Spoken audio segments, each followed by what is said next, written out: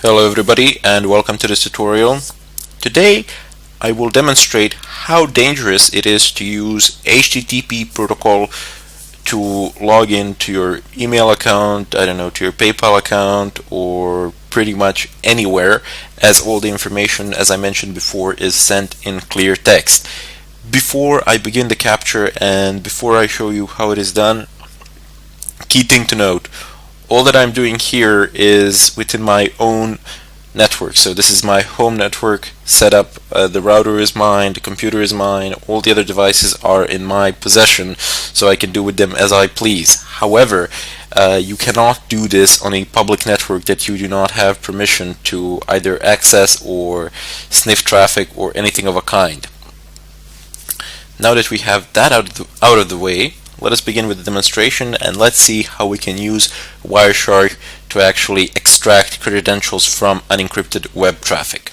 First things first, we actually have to start the capture. I've changed my interface. I'm now on my wired connection, so the interface is P8P1, and I will go ahead and start it. There we go.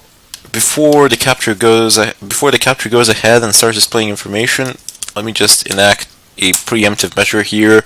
I'm going to type in HTTP so that it doesn't display any other packets or anything of a kind. Although if you take a look at the bottom where packets captured and packets displayed are listed, their numbers, you can see that I only have 16 packets in total, now 26, 30, etc. It's growing, but it's growing at a really slow rate, primarily because I do not have pretty much anything open in my browser. I'm not doing anything. The network is inactive. These 33 packets, this is the standard communication between my computer and a router. So not much going on there. Let me just open up my browser. There we go. And you can see that I've already tried to log into this site. It says 401 unauthorized, authorization required. Take a look at the address bar. It says http:// and then the IP address. This, what I've highlighted now, the IP address, colon, and slashes, they are of no interest to us at this point of time. But this part of the address is, this is HTTP, a protocol that we have mentioned before, over which all unencrypted it transmits everything in clear text, nothing is encrypted or anything of a kind. So let me just reload this page. I will attempt to log in here. Now clearly I'm going to use wrong username and password.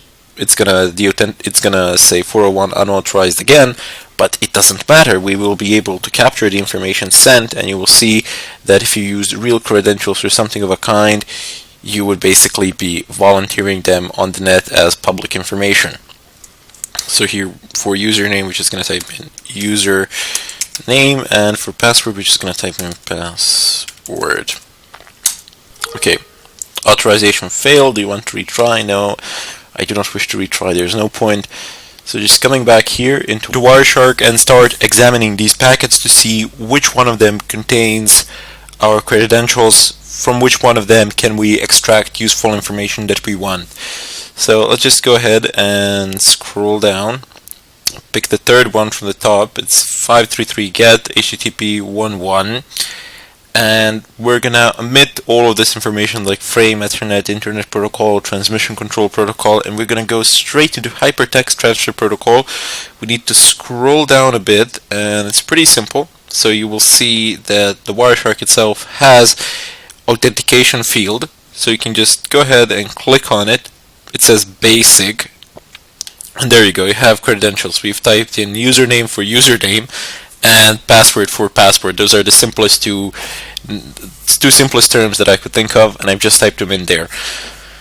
This pretty much applies for any LAN network or anything of a kind. You can monitor for all traffic that goes back and forth on it. This is just what I've done now. I have monitored traffic locally, so from my computer to the internet, and that's pretty easy to do. But there are setups where you can actually monitor other not the other computers directly, but you can just monitor what is in the wires, what moves through it, and all the packets that are coming to you but are not meant to you. That's what I talked about in the previous tutorials when I mentioned promiscuous and monitor modes of network cards. In any case, we shall deal with that in later tutorials. I will explain that in great detail, as it is of great importance to us to be able to monitor all sorts of traffic. In any case, I bid you farewell and I thank you for your time.